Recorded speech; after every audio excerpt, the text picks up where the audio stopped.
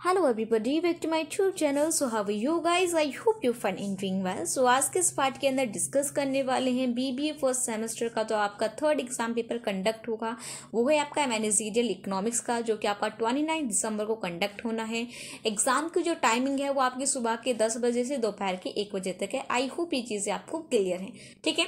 सो आज के इस पार्ट के अंदर देखने वाले हैं कि मैनेजरियल इकोनॉमिक्स के अंदर यूनिट वाइज कौन कौन से इंपॉर्टेंट टॉपिक हैं जिन्हें कवर करना हर स्टूडेंट के लिए कंपलसरी है, ठीक है। देन मैं गारंटी लेती हूँ कि अगर आप इन टॉपिक्स को अच्छे से करके जाते हो तो आप मैनेजरियल इकोनॉमिक्स का जो एग्जाम पेपर है उसको अच्छे से कंडक्ट कर पाओगे। देन उसके अंदर आप अच्छी मार्क्स भी गेन कर पाओगे, ठीक है। चलिए स्टार्ट करते हैं आज के इस वीडियो को। देन अगर आपने अभी तक नोटबुक पेन लेकर नहीं बैठे हैं तो प्लीज़ वीडियो को पॉज करके नोटबुक और पेन लेकर आएँ।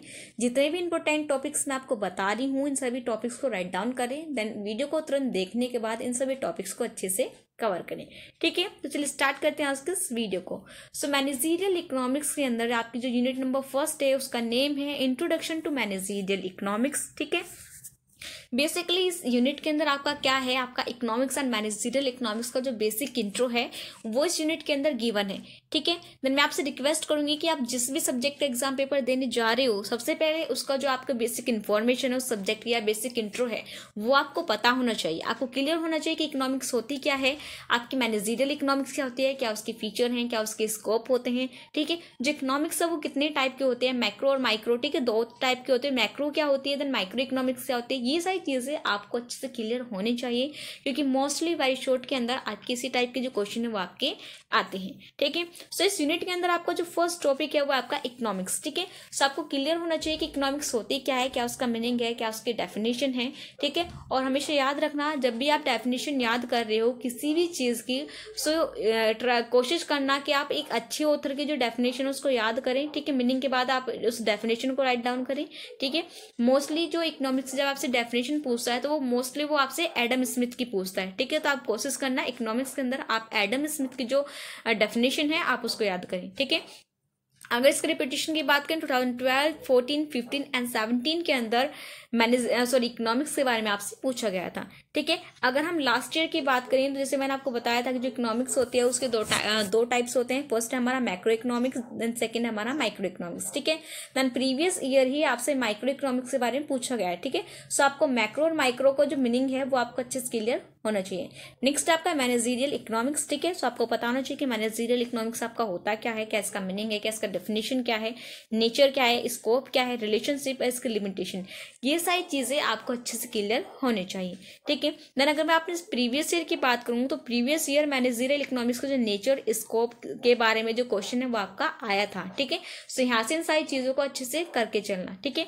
मैनेजरियल इकोनॉमिक्स से रिलेटेड अगर क्वेश्चन की रिपीटेशन की बात करें 2020, 21 एंड 22 के अंदर इस टाइप का जो क्वेश्चन है वो आपका आया है। नेक्स्ट है आपका इकोनॉमिक्स साइंस एंड आर्ट, ठीक है। तो यहाँ पे क्या करें, यहाँ पे आप जो इकोनॉमिक्स है उसके नेचर को बता रहे हो कि इकोनॉमिक्स आपकी साइंस है या आर्ट है या फिर आपकी दोनों है, ठीक है। सो इस टाइप का भी जो क्वेश्चन है वो आपका लास्ट ईयर में आया था 2020 एंड 21 के अंदर आया था। तो इस क्वेश्चन को भी अच्छे से करके चलना, ठीक है। I hope unit number first के अंदर से सारे टॉपिक आपको अच्छे से क्लियर है। नेक्स्ट क्या आपका, नेक्स्ट आपकी यूनिट नंबर सेकंड का नेम क्या आपका डिमांड एंड सप्लाई, ठीक है। सबसे पहले यहाँ से आपको अच्छे से पता होना चाहिए कि आपकी डिमांड क्या होती है, आपकी सप्लाई क्या होती है, ठीक है। डिमांड कर्व क्या होता है, आपका सप्लाई कर्व क्या होता है, ये सारी चीज़ें आपको अच्छे से क्लियर होने चाहिए, ठीक है। सो फर्स्ट क्वेश्चन क्या आपका डिमांड से रिलेटेड है। आपको पता होना चाहिए कि डिमांड का मीनिंग क्या है, डेफिनेशन क्या है, इसके फीचर्स क्या है, डिमांड कर्व क्या होता है, डिमांड शेड्यूल क्या होता है, ठीक है। ये सारी चीज़ें आपको अच्छे से क्लियर होनी चाहिए। यहाँ से जो क्वेश्चन है वो आपका डेफिनेटली आता है, ठीक है। सो डिमांड से रिलेटेड अगर क्वेश्चन की रिपीटेशन की बात करें 2012, 13, 15, 18, 20, 21 एंड 22 के अंदर डिमांड से रिलेटेड जो क्वेश्चन है वो आपका आया है, ठीक है। नेक्स्ट क्या है आपका इलास्टिसिटी ऑफ डिमांड, ठीक है। सो डिमांड की तरह जो इलास्टिसिटी ऑफ डिमांड है ये भी क्या है आपका एक मोस्ट इंपॉर्टेंट टॉपिक है। इसके ऊपर आप स्टार मार्क कर लीजिए क्योंकि जो आपका जो इलास्टिसिटी ऑफ डिमांड है यहाँ से क्वेश्चन आपका आता है, ठीक है। सो बेसिकली आपको इलास्टिसिटी ऑफ डिमांड का मीनिंग पता होना चाहिए। देन आपको पता होना चाहिए कि इलास्टिसिटी ऑफ डिमांड कितने टाइप की होती है, ठीक है।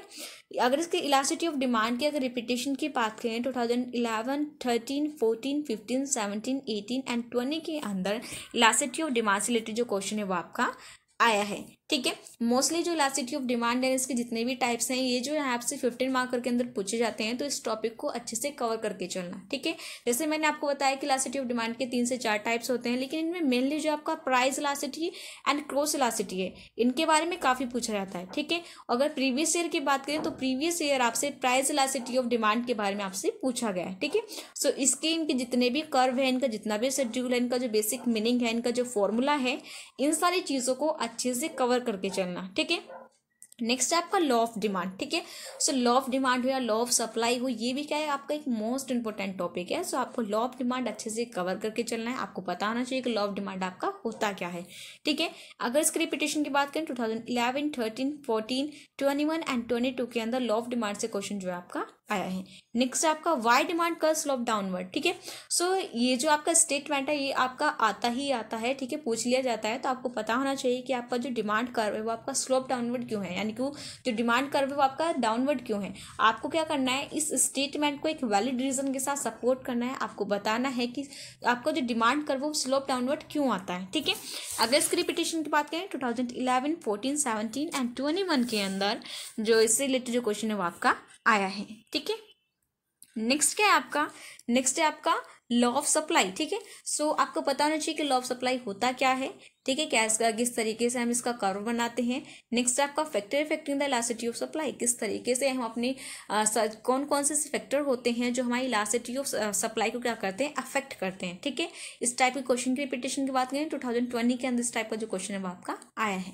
ठीक है, देन यहाँ पे आपको सबसे पहले क्लियर होना चाहिए कि सप्लाई आपकी होती क्या है, लॉ ऑफ सप्लाई क्या है। ठीक है, देन जो आपकी कितने इलास्टिसिटी ऑफ सप्लाई की कितने टाइप्स होते हैं, किस तरीके से उनका शेड्यूल बनता है, किस तरीके से उनका कर्व बनता है, क्या उनका फॉर्मूला है।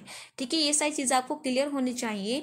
इस टाइप के जो क्वेश्चन हैं वो आपके लॉन्ग आंसर टाइप में पूछे जाते हैं, यानी सेक्शन नंबर सी के अंदर इस टाइप के क्वेश्चन आते हैं। ठीक है, तो इन सभी चीज़ों को अच्छे से कवर करके चलना। मैनेजरियल इकोनॉमिक्स के अंदर से यूनिट नंबर 2 और 3 जो है आपकी मोस्ट इंपॉर्टेंट यूनिट है, हाई स्कोरिंग यूनिट है। इन दोनों यूनिट के अंदर से आपको कुछ भी छोड़कर नहीं चलना है। ठीक है, नेक्स्ट क्या आपके, नेक्स्ट आपकी यूनिट नंबर 3। यूनिट नंबर 3 का नेम क्या है आपका, मार्केट एनालिसिस। ठीक है, सबसे पहले आपको क्लियर होना चाहिए कि आपका मार्केट होता क्या है, क्या इसका मीनिंग है, क्या इसका डेफिनेशन है, मार्केट के फीचर्स कौन कौन से होते हैं, मार्केट के एलिमेंट्स क्या हैं। ठीक है, ये सारी चीज़ें आपको अच्छे से क्लियर होनी चाहिए, क्योंकि प्रीवियस ईयर ही मार्केट के जो एलिमेंट है उससे रिलेटेड जो क्वेश्चन है वो आपका आया है। ठीक है, नेक्स्ट क्या है आपका, क्लासिफिकेशन ऑफ मार्केट। ठीक है, सो ये भी क्या आपका मोस्ट इंपोर्टेंट टॉपिक है, क्लासिफिकेशन ऑफ मार्केट। आपको पता होना चाहिए कि मार्केट को हमने कितने चीज़ों के अंदर इसका क्लासिफिकेशन किया गया है, कितनी चीज़ें इसके अंदर इन्वॉल्व हैं। ठीक है, ये सारी चीज़ें आपको अच्छे से क्लियर होनी चाहिए। ठीक है, नेक्स्ट क्या है इसके अंदर, नेक्स्ट है आपका टाइप्स ऑफ मार्केट, जैसे कि types of degree of competition. ठीक है, कितने कंपटीशन होते हैं मार्केट के अंदर, तो 2 होते हैं हमारे, perfect competition and imperfect competition. ठीक है, सो परफेक्ट और इम्परफेक्ट के तीनों टाइप आपको अच्छे से क्लियर होने चाहिए, क्योंकि यहाँ से इंडिविजुअली भी जो क्वेश्चन वो आपका आ जाता है। ठीक है, सो इसके अंदर नेक्स्ट है आपका इम्परफेक्ट कंपटीशन। आपको पता होना चाहिए कि इम्परफेक्ट कंपटीशन क्या होता है, क्या उसका मीनिंग है, क्या उसका डेफिनेशन है। ठीक है, क्या उसके नेचर्स हैं। ठीक है, इम्परफेक्ट कंपटीशन से रिलेटेड क्वेश्चन की बात करें तो ये 2012, 13, 14, 20 के अंदर इस टाइप का जो क्वेश्चन है वो आपका आया है। ठीक है, देन जैसे कि आपको पता है कि इम्परफेक्ट कंपटीशन जो है उसके 3 टाइप होते हैं, monopoly competition, monopolistic and oligopoly. ठीक है, अब इंडिविजुअली बात करते हैं कि आपका मोनोपोली, मोनोपोलिस्टिक और ओलिगोपोली से इंडिविजुअल यानी कि कितनी बार ये जो आपके एग्जाम पेपर के अंदर आए हैं। ठीक है, अगर हम बात करें मोनोपोली कंपटीशन की तो 2011, 13, 15 एंड 21 के अंदर मोनोपोली कंपटीशन से रिलेटेड जो क्वेश्चन है वो आपका आया है। नेक्स्ट आपका मोनोपोलिस्टिक कंपटीशन, अगर इसकी रिपीटेशन की बात करें 2013, 20 एंड 22 के अंदर इस रिलेटेड जो क्वेश्चन है वो आपका आया है। नेक्स्ट आपका ओलिगोपोली, ओलिगोपोली से रिलेटेड क्वेश्चन की बात करें 2020 एंड 21 के अंदर ओलिगोपोली से रिलेटेड जो क्वेश्चन है वो आपका आया है। ठीक है, सो इस यूनिट के अंदर से भी आपको कुछ भी नहीं छोड़ना है, क्योंकि जो सारी जो चीज़ें हैं वो काफ़ी इंपॉर्टेंट है और इनसे रिलेटेड जो क्वेश्चन है वो आपके आते हैं।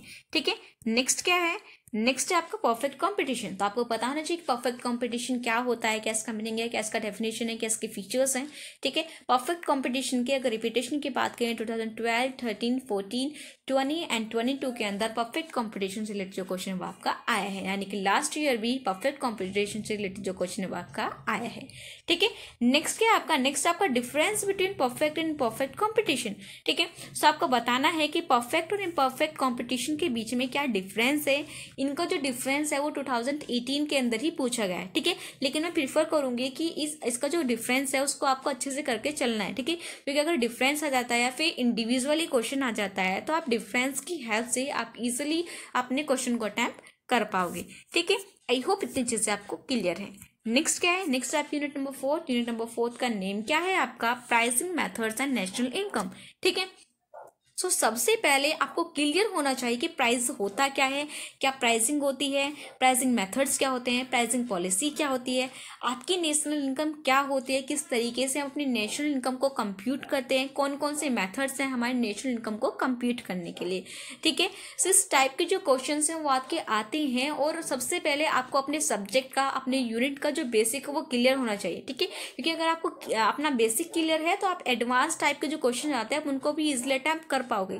लेकिन अगर आपको बेसिक ही क्लियर नहीं है तो आप किसी भी, आपको कितना भी इजी क्वेश्चन देते हैं आप उसको अटेम्प्ट नहीं कर पाओगे। ठीक है, सो आपने करना क्या है, सबसे पहले आपको सब्जेक्ट देन यूनिट वाइज क्या करना है, सारे जो बेसिक पॉइंट्स हैं उनको अच्छे से क्लियर करना है। ठीक है, सो इसके अंदर से आपका जो फर्स्ट क्वेश्चन है वो है आपका प्राइसिंग। ठीक है, सो सबसे पहले आपको क्लियर होना चाहिए कि प्राइसिंग होता है क्या है, उसका मीनिंग क्या है, डेफिनेशन क्या है, प्राइसिंग मेथड्स क्या होते हैं, हम प्राइस को किस तरीके से डिटरमाइन करते हैं, कौन कौन से डिटरमाइंट्स को हम यूज करते हैं, प्राइसिंग पॉलिसी आपकी होती क्या है। ठीक है, अगर मैं आपको बताऊं कि प्राइसिंग डिटरमिनेंट से रिलेटेड जो क्वेश्चन है वो आपका प्रीवियस ईयर ही आया है, इसलिए आपको करना क्या है, प्राइसिंग से रिलेटेड सारी चीज़ों को अच्छे से कवर करना है। ठीक है, देन नेक्स्ट क्या था आपका नेशनल इनकम। ठीक है, तो आपको पता होना चाहिए कि नेशनल इनकम क्या होती है, कौन कौन से मेथड्स होते हैं जिनको यूज़ करके हम अपनी नेशनल इनकम को कंप्यूट करते हैं। ठीक है, देन GAD, GAV ये सब होते क्या है, इन सभी चीज़ों को आपको अच्छे से पता होना चाहिए। ठीक है, और अगर नेशनल इनकम से रिलेटेड क्वेश्चन के रिपीटेशन की बात करें तो प्रीवियस ईयर ही नेशनल इनकम से रिलेटेड जो क्वेश्चन है वो आपका आया है। ठीक है, नेक्स्ट है आपका प्राइसिंग पॉलिसी। तो आपको पता होना चाहिए कि प्राइसिंग पॉलिसी आपकी होते क्या है, किन किन पॉलिसी को यूज करके अपने प्राइस को डिटरमाइन करते हैं। ठीक है, अगर इसके रिपीटेशन की बात करें 2020 एंड 21 के अंदर प्राइसिंग पॉलिसी रिलेटेड जो क्वेश्चन है वो आपका आया है। नेक्स्ट है आपका फैक्टर अफेक्टिंग प्राइसिंग पॉलिसी। तो आपको पता होना चाहिए कि कौन कौन से फैक्टर होते हैं जो हमारी प्राइसिंग पॉलिसी को क्या करते हैं, इफेक्ट करते हैं, अफेक्ट डालते हैं उसके ऊपर। ठीक है, अगर इसके रिपीटेशन की बात करें 2020 के अंदर इस टाइप का जो क्वेश्चन है वो आपका आया है। नेक्स्ट क्या है, नेक्स्ट आपका डुअल प्राइस पॉलिसी। ठीक है, तो डुअल प्राइस पॉलिसी रिलेटेड जो क्वेश्चन है वो भी आपका आ जाता है, तो आपको पता होना चाहिए कि डुअल प्राइस पॉलिसी आपका होता क्या है। ठीक है, देन नेक्स्ट आपका प्राइस डिस्क्रिमिनेशन। आपको पता होना चाहिए कि प्राइस डिस्क्रिमिनेशन आपका होता क्या है, जो एक सेलर होता है, जो आपका सेलर होता है वो किस तरीके से प्राइस के अंदर डिस्क्रिमिनेट करता है, यानी किस तरीके से प्राइस डिफ्रेंशिएट करता है। ठीक है, ये सारी चीज़ें आपको अच्छे से क्लियर होनी चाहिए। आगे इसके रिपीटेशन की बात करें 2021 के अंदर प्राइस डिस्क्रिमिनेशन से रिलेटेड जो क्वेश्चन है वो आपका आया है। नेक्स्ट क्या आपका difference between market price and normal price. ठीक है, तो ये जो है आपका प्रीवियस ईयर ही आया है। ठीक है, तो इस चीज़ को आपको अच्छे से क्लियर करना है। आपको पता होना चाहिए कि मार्केट प्राइस क्या होता है, देन नॉर्मल प्राइस क्या होता है। फिर आपको पता होना चाहिए कि मार्केट प्राइस और नॉर्मल प्राइस के अंदर क्या डिफरेंस है। ठीक है, क्योंकि यहाँ से जो क्वेश्चन है वो आपका आ जाता है, तो इस चीज़ को अच्छे से क्लियर करते हुए चलना। ठीक है, आई होप यूनिट नंबर 4 के अंदर आपको क्या चीज़ पढ़नी है, क्या चीज़ नहीं पढ़नी है, वो चीज़ आपको अच्छे से क्लियर है। ठीक है, नेक्स्ट क्या आपकी, नेक्स्ट है हमारी लास्ट यूनिट क्या है हमारी, economic growth, business cycle, BOP and inflation. ठीक है, सो जितने भी टॉपिक आपकी यूनिट नंबर 5 के अंदर गिवन है, सबसे पहले मैं आपको प्रीफर करूंगी कि आपको पता होना चाहिए इंडिविजुअली मीनिंग कि आपका इकोनॉमिक ग्रोथ होता क्या है। ठीक है, किन किन चीज़ों को यूज़ करके, किन किन चीज़ों को हम यूज़ करते हैं जिसकी वजह से हमारी जो इकोनॉमी की ग्रोथ हो पाती है, हमारी जो इकोनॉमी की जो GDP है वो हमारी इंक्रीज होती है। ठीक है, किन किन फैक्टर्स को हम यूज़ करते हैं। नेक्स्ट आपको पता होना चाहिए कि बिजनेस साइकिल आपकी होती क्या है। ठीक है, बिजनेस साइकिल का मीनिंग क्या है, क्या उसके डेफिनेशन है, क्या उसके फीचर्स हैं। बिजनेस साइकिल का जो स्ट्रक्चर है वो आपका किस टाइप का होता है, ठीक है, कितने जो स्टेप्स है बिजनेस साइकिल के अंदर वे आपके इन्वॉल्व है, ठीक है, आपको पता होना चाहिए कि बूम पीरियड क्या होता है, रिसेशन पीरियड क्या होता है, ठीक है। द नेक्स्ट आपका बीओपी यानी कि बैलेंस ऑफ पेमेंट, आपको पता होना चाहिए कि बैलेंस ऑफ पेमेंट आपका होता क्या है, क्या इसका फॉर्मूला है, किस तरीके से हम इसको कैलकुलेट करते हैं। Balance of payment equilibrium and disequilibrium point जो है वो आपको अच्छे से क्लियर होने चाहिए। नेक्स्ट है आपका इन्फ्लेशन, आपको पता होना चाहिए कि इन्फ्लेशन आपका होता क्या है, ठीक है, इन्फ्लेशनरी गैप क्या होता है, इन्फ्लेशन का जो कर्व है हम किस तरीके से बनाते हैं, देन किस तरीके से हम अपने इन्फ्लेशन को कंट्रोल कर सकते हैं, ठीक है।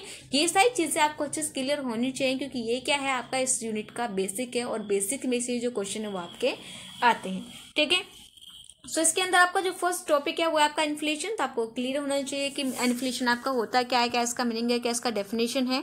नेक्स्ट आपका इन्फ्लेशनरी गैप, ठीक है, आपको पता होना चाहिए कि इन्फ्लेशनरी गैप आपका होता क्या है, और अगर आपसे इन्फ्लेशनरी गैप के बारे में पूछता है तो आप कोशिश करिए कि यानी कि आपके ग्राफ के थ्रू इन्फ्लेशनरी गैप को आप शो करें, ठीक है। नेक्स्ट है आपका कैंसे थ्योरी, तो कैंसे थ्योरी से भी जो रिलेटेड क्वेश्चन वो आपका आता ही आता है, ठीक है।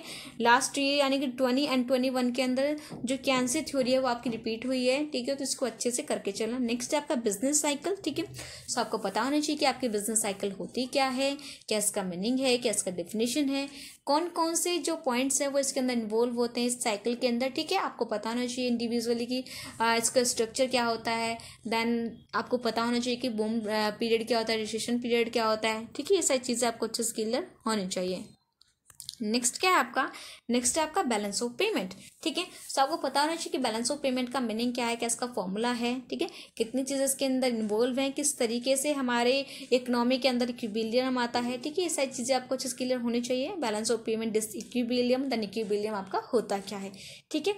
अगर इसके रिपीटेशन की बात करें 2021 के अंदर बीओपी से रिलेटेड जो क्वेश्चन है वो आपका आया है, ठीक है। नेक्स्ट है आपका major factors of economic growth and development, ठीक है, सो आपको पता होना चाहिए कि इकोनॉमिक ग्रोथ के ऐसे कौन कौन से फैक्टर्स हैं जिनको हम यूज़ करते हैं जिसकी वजह से हमारी जो इकोनॉमी की ग्रोथ होती है उसकी जो जीडीपी है वो आपकी इंक्रीज होती है, ठीक है। इकोनॉमिक डेवलपमेंट क्या होता है, ठीक है, ये सारी चीज़ें आपको अच्छे से क्लियर होनी चाहिए। दैन जितने भी मेजर फैक्टर्स हैं economic growth and economic development के, इससे रिलेटेड जो क्वेश्चन है वो आपका प्रीवियस ईयर ही आया है। सो आई होप इतनी सारी चीज़ें आपको अच्छे से क्लियर हैं, आपको ये भी पता चल गया है कि आपको किस यूनिट के अंदर किस टॉपिक के ऊपर आपको अच्छे से फोकस करते हुए चलना है, ठीक है।